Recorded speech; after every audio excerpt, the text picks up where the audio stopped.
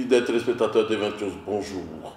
Je suis heureux de vous retrouver sur notre programme préféré, Conversation avec Jean-Paul Roux. Je reçois pour vous aujourd'hui le docteur Boga Sako. Pour ceux qui ne le connaissent pas, pour ceux qui ont les habitudes de cette chaîne, ils doivent sans doute le connaître, mais je vais quand même le présenter.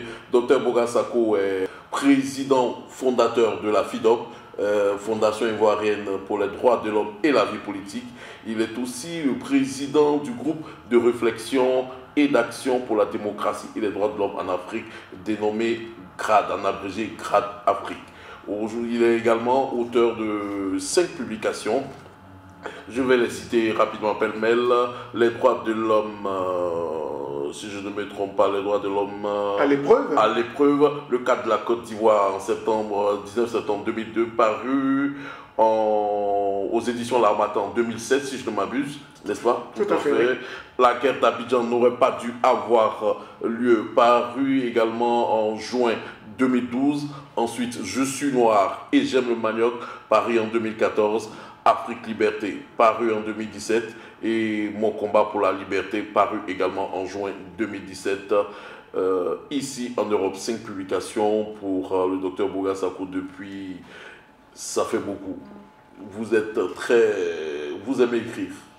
Oui, j'aime écrire parce que d'abord je suis enseignant, chercheur à l'université. J'ai étudié les lettres, c'est vrai, d'une part, mais surtout la crise ivoirienne inspire. Elle inspire beaucoup. Et puis il a fallu fixer tout ce que les Ivoiriens ont vécu, tout ce que nous avons vécu, de sorte que ce ne soit plus l'Occident qui écrive l'histoire de nos pays, mais que nous-mêmes, nous l'écrivions. Je voudrais vous remercier de me recevoir sur votre plateau. Merci. Nous allons revenir sur les raisons pour lesquelles nous vous recevons sur nos plateaux d'I22 TV. Vous avez publié tout de même une déclaration dans laquelle vous faites proposition pour la victoire des opposants au régime de Ouattara en 2020. Nous y reviendrons, mais sur le sujet du président Alassane Ouattara, le 1er mai dernier, il disait aux syndicats ivoiriens qu'il n'y a pas de prisonniers politiques en Côte d'Ivoire et que ceux qui étaient en exil y étaient par leur propre volonté, c'était une sorte de villégiature pour eux. Et quelle réflexion vous faites à cette déclaration du président Alassane Ouattara? Très bien. Je voudrais, avec votre permission, commencer par remercier les compatriotes des États-Unis qui m'ont fait l'amitié et l'insigne honneur de m'inviter à Washington ainsi qu'à New York. J'ai aussi visité un peu New Jersey, j'ai échangé avec les compatriotes là-bas. Je voudrais les remercier parce que c'était à l'occasion d'un colloque de réflexion organisé par le CACI, qui est le comité d'action pour la démocratie, enfin pour la Côte d'Ivoire. Mais je voudrais surtout dire merci à certains compatriotes qui se sont battus pour que je puisse effectuer ce voyage-là. Je pense en particulier à Madame Jeannette Dick et son organisation des femmes. Elle est basée elle-même à New York et elle s'est beaucoup impliquée, cette dame-là, pour que je puisse effectuer le voyage. Et puis certains Ivoiriens ont été très actifs. Je pense au frère Laurent Adjei, je voulais lui dire merci. Et puis au frère Toutoupé aussi du côté de New York. Mais pour ne citer que ceux-là, il y en a qui ont voulu ne pas être cités parce que ce sont des amis, des collaborateurs qui font très fort. Tiens-toi bien, j'ai passé plusieurs nuits à l'hôtel Sheraton, un hôtel très cher à Washington, et ça a été pris en compte par un compatriote qui ne veut même pas que je le nomme. Je voulais lui dire merci pour tout cela. Donc je reviens des États-Unis et la mission a été très bonne. Et je tombe sur cette déclaration du président Ouattara, de M. Ouattara. Bon, enfin, j'ai toujours du mal à retenir l'appellation président, parce que chef de l'État de Côte d'Ivoire, il n'y a pas de problème. Président de la République, toujours débat, juridiquement parlant, mais soit. Il dit que voilà, la Côte d'Ivoire va bien, il n'y a pas de prisonniers politiques et que les exilés se sont en exil de leur propre chef. Je voudrais dire à M. Ouattara, écoutez, on peut s'amuser sur les jeux de mots, mais il y a des faits qui ne trompent pas. En Côte d'Ivoire, il y a bel et bien des prisonniers politiques. C'est un fait, indéniable. La plupart des organisations de défense des droits de l'homme, qu'elles soient nationales ou internationales, le confirment. C'est un fait. Il n'y a qu'à citer un certain nombre de personnalités. Vous allez... Alors, je vais même laissons du côté des probagos d'ailleurs. Prenons M. Soul Toussou. Il est en prison pourquoi au fond? Mais il est en prison parce qu'il a été découvert des tonnes d'armes chez lui dans une résidence privée de la part d'un civil. Elles viennent d'où les armes? Les armes là, Julien. Non, mais justement, la justice ivoirienne, c'est tellement... Non, M. Ouattara lui-même, il sait très bien que celui qui... Ils font partie de ceux qui ont comploté pour que les rebelles... Guillaume Soro, il a quel argent pour acheter toutes ces armes qu'il a?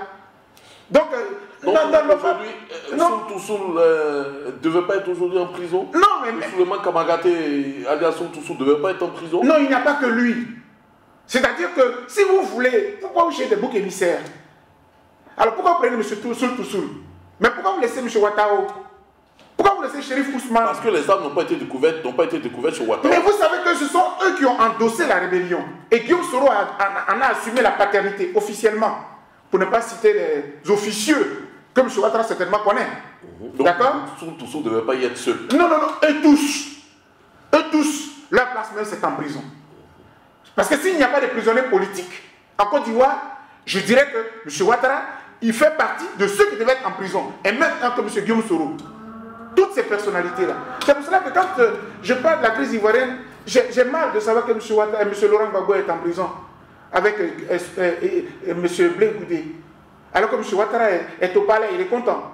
Guillaume Soro est président de l'Assemblée nationale, c'est bien beau. Et puis dans le tas, on trie quelques boucs émissaires. On les fait passer devant la justice, etc. Vous allez voir que le procès de M. Soul n'aura pas lieu.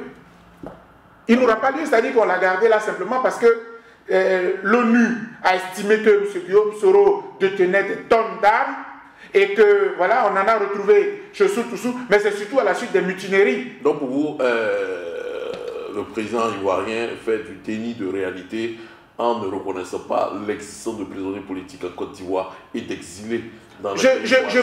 Je plains un peu le docteur Michel Gbagbo qui est passé en procès parce qu'il a mené une enquête pour le compte du Front populaire ivoirien du président Laurent Gbagbo et il a révélé effectivement qu'il y a des prisonniers politiques. Il est passé en procès, il a été condamné et tout cela. Moi je pense que M. Ouattara, il ne faut pas nier les faits sont là. Toutes les personnes qu'on a prises depuis la crise de 2010, simplement parce qu'elles portaient la bannière du président, à l'effigie du président Laurent Gbagbo, tout ça, elles sont en prison. Pourquoi? Il y en a qui sont en prison qui ne sont jamais passés devant un juge.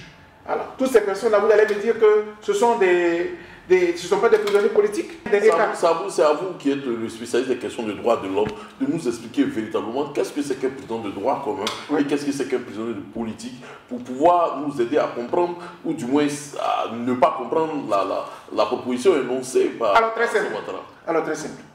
Qu'est-ce que c'est qu'un prisonnier politique et qu'est-ce que c'est qu'un prisonnier de droit commun pour que les Ivoiriens puissent savoir si ce que Alassane Ouattara dit est juste et vrai. Alors, prenons un détenu pour des faits, pour des délits de droit commun. Un citoyen qui a volé, qui a tué, qui a attenté, à la vie d'autrui dans la société. D'accord? Pour des faits connus, des délits précis dans le code, le code ivoirien. Mais vous allez maintenant prendre des gens pour leurs opinions politiques. Quelqu'un qu'on arrête pour son opinion politique. Je te prends deux exemples. Je vous prends deux exemples. Prenons le cas de M. Assoua Adou, qui arrive du Ghana et qui se retrouve à un congrès de Mama, un congrès politique du Front populaire ivoirien, qui n'a rien à voir avec le régime de M. Ouattara. Le régime de Ouattara considère que le congrès n'était pas autorisé. Il a eu lieu à Mama. Tous ceux qui ont manigancé pour que ce congrès ait lieu, on les fait arrêter. Mais au fond, quel est le délit de droit commun qu'il a commis? Trouble à l'ordre public. À Mama là-bas. À Mama, on vous a dit qu'il a troublé l'ordre public à Mama. Mais puisqu'ils ont organisé... Est-ce que les gens de Mama... Ils ont organisé une manifestation qui n'était pas autorisée par le pouvoir, du moins par l'État de Côte d'Ivoire. Écoutez, je vais vous dire une chose. Si vous voulez parler d'autorisation, je prends le cas de EDS, qui a organisé là une marche récemment, qui était autorisée. Tout le monde a été maté. M. Thiédé Jean Gervais a été arrêté. Que veut M. Ouattara? Que veut M. Ouattara? J'aurais été heureux que vous me disiez qu'il y a eu trouble à l'ordre public parce que je n'ai pas autorisé. Même quand on autorise, il arrête, il met en prison. Lorsque le pouvoir de M. Ouattara autorise une marche, il fait bien, il arrête les gens, il les met en prison. Lorsqu'il n'autorise pas, il arrête, il met en prison. Donc en fait, je vais vous dire, les prisonniers politiques, ce sont des personnalités qui sont arrêtées pour leurs opinions politiques, qui sont divergentes, qui sont opposées à celles de ceux qui gouvernent aujourd'hui. C'est cela, très simple. Donc tous ceux qui sont pro-Gbagbo, tous ceux qui ne pensent pas pour Ouattara, depuis la crise de 2010, toutes ces personnalités qui n'ont pas soutenu M. Ouattara sont soit en prison, soit en exil, si elles ne sont pas tuées. C'est cela la réalité. Parce que demain, il va dire encore que... Et il a même ajouté que nous sommes en exil parce que nous voulons être en exil. Non. Mais quand les gens reviennent d'exil, vous les prenez, vous les mettez en prison. À quoi ça sert? À cet effet, vous n'espérez pas mettre fin à votre exil? Ah non, mon exil va prendre fin. Parce que le régime de Ouattara va prendre fin bientôt. À ce propos, vous avez répondu une déclaration, une proposition pour la victoire des opposants au régime d'Alassane Ouattara. Exactement. Qu'est-ce qui vous pousse à produire, avant d'en venir au fond, qu'est-ce qui vous pousse à produire une telle déclaration et à énumérer un certain nombre de propositions? Je crois qu'il y en a 7. Oui, 7 points, oui. 7 points, mais la proposition elle-même a 3 aspects. Non, je vous réponds tout de suite. Allez-y. Qu'est-ce qui vous pousse à... C'est quoi l'environnement? C'est quoi le contexte? Qu'est-ce qu'a fait Alassane Ouattara pour que vous le détestiez tant? Non, c'est pas une question de... Moi, sa personne ne m'intéresse pas vraiment personnellement parce que ce n'est pas M. Ouattara qui me fait vivre. Moi, j'ai étudié en Côte d'Ivoire. Mon pays m'a donné l'occasion, j'ai fait mes études et je n'ai pas besoin, je ne connais pas M. Ouattara. C'est Houphouët Boigny qui a pensé que peut-être que c'est lui qui pouvait l'aider en 90 pour relever la Côte d'Ivoire. Il nous l'a fait connaître, il nous l'a fait découvrir. Bon, ça c'est vraiment c'est leur affaire. Moi, je ne suis pas vraiment promener avec lui. C'est moi, c'est que celui qui est à la tête de mon pays, qui le gère mal, en tant que citoyen de mon pays, en tant qu'intellectuel de mon pays, j'ai mon mot à dire. Quels sont les éléments, vous, qui vous amènent à dire qu'il le gère mal? Pourtant, aujourd'hui, un certain nombre d'indicateurs, je dirais, économiques, montrent que la Côte d'Ivoire, avec ce taux de croissance... Quel taux de croissance? Quasiment à 2%. Mais c'est trop facile. Les taux de croissance, les chiffres, on peut les inventer. Moi, entre les chiffres des Nations Unies, du FMI, du Fonds monétaire international ou de la Banque mondiale et la réalité des Ivoiriens, ça fait 2 choses. Dites-vous. Ce que je veux vous ici, à distance, ça fait bientôt 7 ans. 7 ans, vous êtes en exil. Comment arrivez-vous à connaître les réalités sociales, économiques et politiques de la Côte d'Ivoire? Peut-être que physiquement, je suis en exil. Mais moralement, spirituellement, intellectuellement, je suis toujours à Abidjan. J'ai mes collaborateurs, tous mes collaborateurs de la FIDOP sont à Abidjan. Tous les matins, j'ai un rapport sur tout ce qui se passe à Abidjan. Toutes les violations des droits de l'homme, je les connais. Et partout où je passe dans les chancelleries, je les plaide. Je plaide pour mon pays, la Côte d'Ivoire. Parce que la Côte d'Ivoire, c'est notre patrie. C'est parce que M. Ouattara est venu dans le 16 août, en 90, et qu'il est à la tête de notre pays, donc on a abandonné notre pays. Non. Et nous allons rentrer d'exil. Si M. Ouattara pense que nous sommes en exil par plaisir, nous allons rentrer d'exil. Et lui-même l'a dit. Certains membres du RDR l'ont dit. Il n'est pas bon de remplacer les autres en exil. Et pour ne pas remplacer les autres en exil, il faut gouverner la Côte d'Ivoire comme il se doit. Il faut gouverner la Côte d'Ivoire en passant par la réconciliation. Et vous limitez le pouvoir de Ouattara à l'année 2020. Mais bien sûr, parce que de 2 choses l'une. Si M. Ouattara a changé la constitution pour pouvoir espérer faire un 3e mandat, il se trompe. Parce qu'aujourd'hui, la communauté internationale à laquelle il s'adosse tant, elle n'est plus prête à soutenir un dirigeant, à changer sa constitution pour se représenter. Ça, c'est une violation et de la démocratie et des principes même de la démocratie. La démocratie, ce n'est pas seulement parce que oui, la constitution autorise. Donc, sinon, il y en a qui étaient des présidents à vie. Je pense qu'on a fait un bon. Donc, en 2020, M.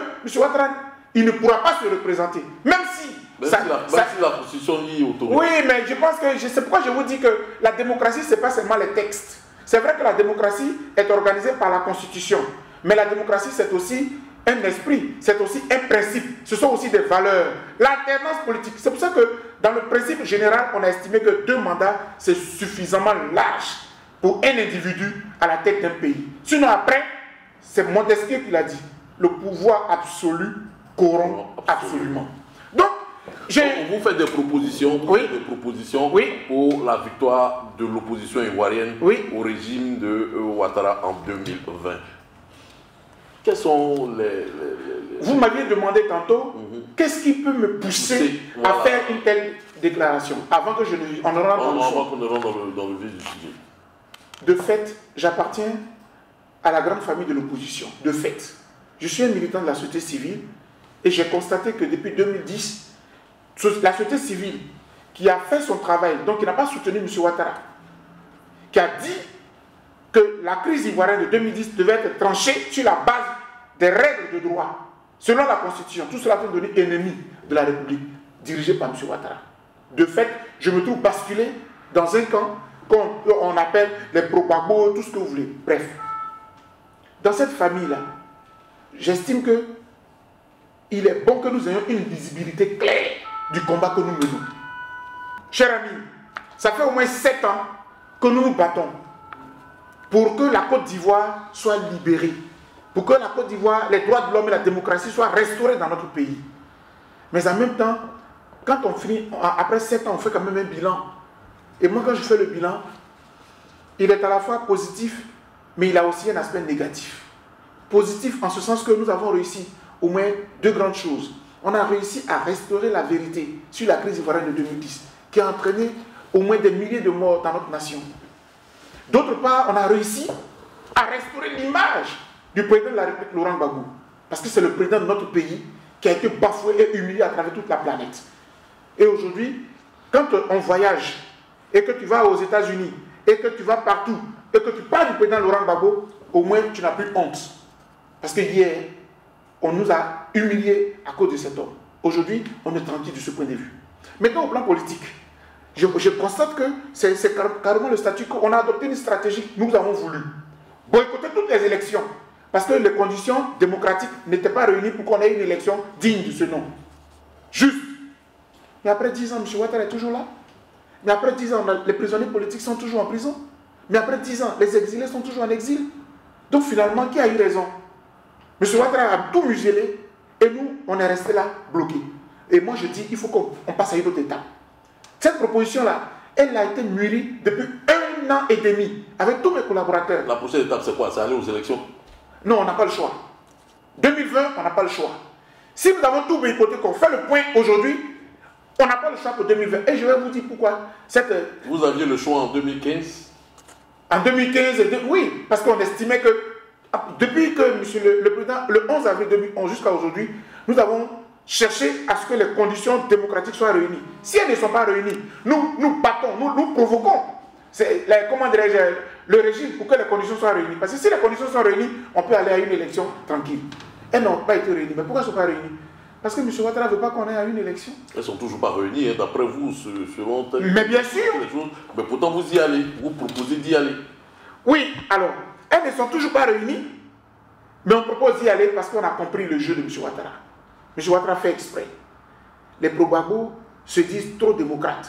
Si les conditions d'une élection démocratique ne sont pas réunies, ils ne viendront pas à l'élection. Et donc, ce sera le boulevard pour moi.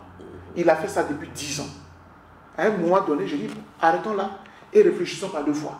Il nous gouverne par l'absurde, on va réagir par l'absurde. Voici la théorie que je développe.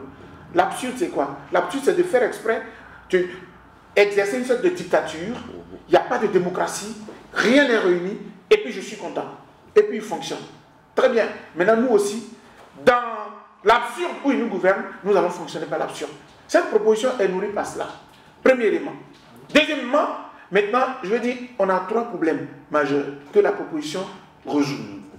Premier problème, c'est qu'on n'a pas un leader. On n'a pas un leader charismatique et légitime après le président Laurent Gbagbo. Au niveau de toute la gauche, face à M. Ouattara, il n'y en a plus. Il n'y en a pas. Il faut avoir... vous, dans vos propositions, vous cherchez une alternative. Absolument. À Laurent Gbagbo. Absolument, parce que, je vous dis, si tout de suite là, on nous dit qu'il est libéré, cette proposition est morte. Le président Laurent Gbagbo est sorti des prisons, il n'y a pas de débat. De fait, il prend le rôle qui est le sien. Mais quand il n'est pas là, on fait comment? Il y a pas... Si vous voyez que nous tangons, il faut trouver son remplaçant, comme on dit. Pas son remplaçant en tant que tel, parce que de toute façon, Laurent Gbagbo est mortel. Mais après, il faut trouver quelqu'un d'autre qui puisse porter ce combat-là. Et s'il n'est pas charismatique, naturellement, alors nous allons trouver quelqu'un de légitime. Et le légitimer, c'est par le vote, la primaire. Deuxième élément que nous avons, c'est la question du financement. Si vous avez remarqué, depuis qu'on a gelé tous les comptes de tous les dignitaires de l'ancien régime et tout cela, nous souffrons de moyens. Lorsque nous menons, tout ce que vous voyez à la place Figayo, tout ce que vous voyez à la place CP1, c'est financé par qui? On se débrouille là, on fait des petites cotisations et tout, mais financièrement, il y a problème. Donc cette proposition résout ce problème-là, en quoi faisant? En demandant à tous ceux qui vont participer à la primaire de donner une contribution de 500 francs, comme ça se fait en Europe. Voilà, j'ai vu ici François Fillon. Oui, c'est François Fillon, il s'appelle, non? Oui. Très bien. Ou alors Benoît Hamon, être élu au PS pour Benoît Hamon et pour à l'UMP pour les Républicains. Pour François. Mais les gens ont donné une contribution. Donc, c'est pas nouveau. 1 euro pour les uns, 2 euros pour les, voilà. les autres. Et la troisième option, c'est que finalement, il y a trop de divisions dans notre camp. Ouais, je voulais... Trop de divisions dans le camp des pro-Gbagbo. Trop de divisions dans le camp des pro-Gbagbo. C'est dû à quoi, selon vous? D'abord, avant qu'on arrive à la solution que vous proposez. Alors, c'est dû au fait que, après le président Laurent Gbagbo, c'est la bataille des positionnements. Chacun pense qu'il y a un vide, donc chacun veut se positionner. Et moi, je ne vois pas les choses de cette façon. Je considère que la Côte d'Ivoire va mal. Depuis que le président Laurent Gbagbo a été arrêté, notre pays pratiquement a arrêté de vivre. Vous voyez que les Ivoiriens... Parce qu'il y a le socle social qui a été brisé. Depuis que, de toute façon, la rébellion est née, le vivre ensemble a été rompu. Et pour moi, il faut recoller les morceaux. Donc, le président Laurent Gbagbo est parti, il est à la haie. Il faut que les enfants de la Côte d'Ivoire, ceux qui aiment la patrie, il faut qu'ils fassent preuve d'altruisme national. Tuez vos égos personnels, regardez la République. Écoutez, mon cher... Vous voulez dire quoi? Soyons clairs, hein, Aboudraman Sangaré et Pascal Affi-N'Guessan, ils devraient tuer en eux leurs égoïsmes et se retrouver face à face et se parler. C'est-à-dire que c'est bien, en tant que journaliste, vous faites votre travail de citer précisément des faits, mais moi je voudrais aller au-delà pour ne même pas dans la guéguerre. J'ai rencontré le président Laurent. C'est eux-là qui en fait qui font. Oui, mais parce que quand vous citez, d'ailleurs même, est-ce que c'est juste même de citer les deux? Parce que je précise que le président Aboudraman Sangaré n'est qu'intérimaire du président Laurent Gbagbo. Autrement dit, si on veut même aller plus loin, c'est comme si on opposait M. Affi-N'Guessan au président Laurent Gbagbo. Moi, je pense que c'est absurde que de penser ainsi. C'est pour cela que je ne veux même pas rentrer là-dedans. Parce que si on veut rentrer, si vous voulez me permettre de faire une analyse, les responsabilités seront partagées. Allez-y. Et moi, je ne veux pas, rentrer dans ce jeu-là. Je considère que l'intérêt de la Côte d'Ivoire est au-dessus de leurs égos personnels. Moi, je ne suis pas FPI. Mais en même temps, vous constatez, remarquez que les égos personnels et individuels priment sur les intérêts de la Côte d'Ivoire. Leur attitude montre que c'est leur intérêt personnel. Aboudraman, qui n'a aucune gêne, a dit lors d'une conférence de presse, lui, il est rancunier, il assume, il a une rancune contre Pascal Affi-N'Guessan. Et Pascal Affi-N'Guessan, de son côté, lui aussi, qui assume, oui, je suis le président du FPI, il n'y en a pas d'autre, c'est quoi que ce soit. Voilà une situation. Pourquoi vous, si courageux sur un certain nombre de choses, n'êtes pas courageux sur ça, pour leur dire, écoutez, asseyez-vous et réglez les choses. Mais moi, je l'ai dit plus d'une fois. Si vous ne remarquez pas la première fois que vous me recevez, et je suis tout à fait direct là-dessus. Vous dites ça fait 1 an que vous réfléchissez. Il n'y a pas longtemps, vous avez rencontré le président Laurent Gbagbo. Oui, c'était pratiquement le 18 septembre 2017. Où nous avons eu un entretien. Je connais là. Écoutez, le président Laurent Gbagbo est dans une... Son état d'esprit sur cette question. Ah oui, mais sur cette question, lui, il considère le congrès de Mama qui a fait de lui président du FPI. Et donc, dans la plupart de leur vision à eux tous, il n'y a pas deux FPI. Il n'y a qu'un seul FPI dirigé par le président Laurent Gbagbo, dont l'intérimaire s'appelle Aboudraman Sangaré. Moi, je suis un observateur de la vie socio-politique de mon pays. Je considère qu'il y a deux FPI. Il y a une branche du FPI qui est dirigée par un certain Affi-N'Guessan et qui est parti avec des militants et non des moindres. Et ça peut nuire à toute la gauche que nous constituons. Et nous, ça peut nuire, ça peut nous affaiblir dans l'élection de 2020. D'où cette proposition. Et cette proposition dit quoi? Au-delà, si tu veux, il y a une sorte de réconciliation en dessous. Mais ce que je vis, tous ceux qui pensent qu'ils peuvent diriger la Côte d'Ivoire dans le camp du président Laurent Gbagbo, venez à une primaire. La primaire va faire taire les égos personnels.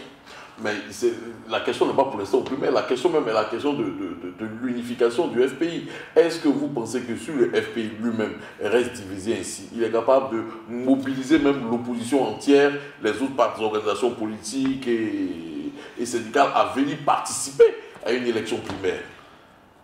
Alors, sur la question de l'unification du Front populaire ivoirien, c'est pas mon dada. C'est pas mon...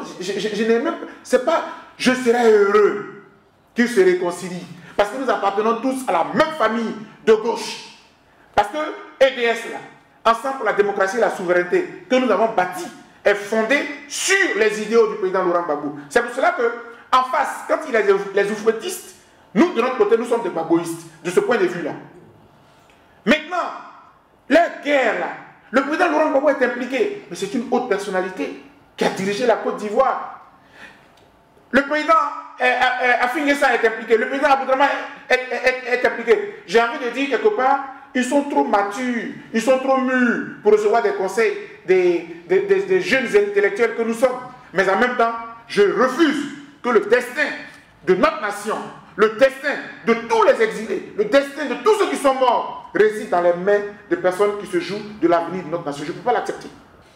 Vous disiez tantôt l'unification, la recherche d'un leader, si on n'en trouve pas de charismatique, passer aux primaires, aux élections primaires, pour choisir un qui va certainement aller affronter à ce moment-là. Mais de l'autre côté, le RHDP, qui a gagné les élections en 2011 ou de novembre 2010, est en train de s'unifier. Donc, est-ce que vous pensez que l'unification de la gauche ivoirienne est une garantie suffisante et nécessaire pour faire partie à Alassane Ouattara du pouvoir? Mais absolument, vous me donnez même raison. Si le RHDP est en train de chercher à créer un parti unifié, à plus forte raison la gauche. Parce que n'oubliez pas, les seules élections qui vaillent, qui méritent d'être citées, ce sont celles de 2010. En 2010, quand nous sommes allés au premier tour de l'élection, qui est sorti en premier? C'était le président Laurent Gbagbo. Et quand il y a eu le second tour, selon les chiffres du Conseil constitutionnel, le président Laurent Gbagbo a gagné cette élection avec 51%. Pourquoi? Parce que dans le Nord, il y a eu des tricheries, donc les départements où il y a eu des tricheries ont été annulés. Soit.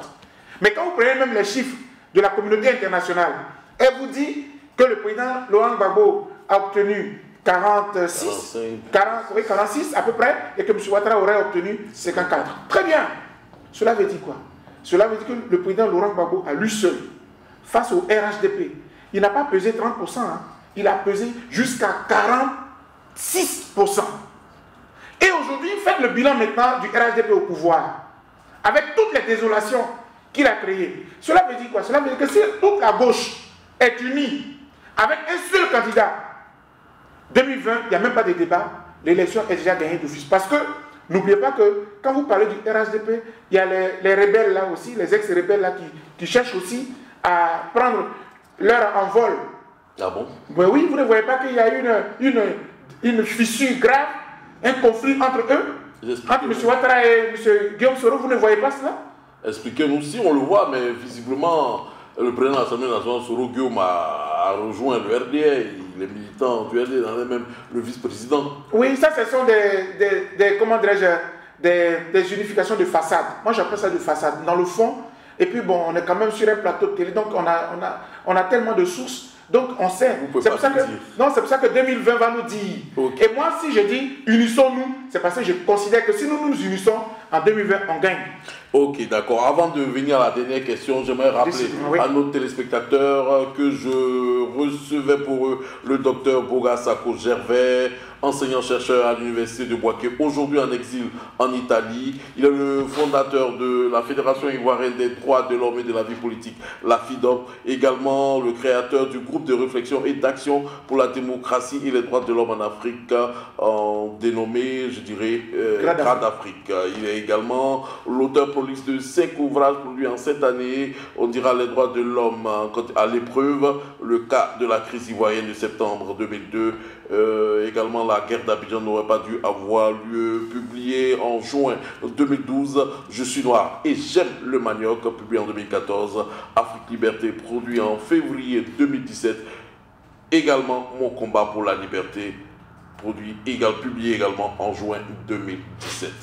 Docteur Boga Sako, nous sommes au thème de notre émission, je dirais, comment on peut comprendre en résumé succinctement en 1 minute vos propositions pour que l'opposition ravisse le pouvoir au président Alassane Ouattara?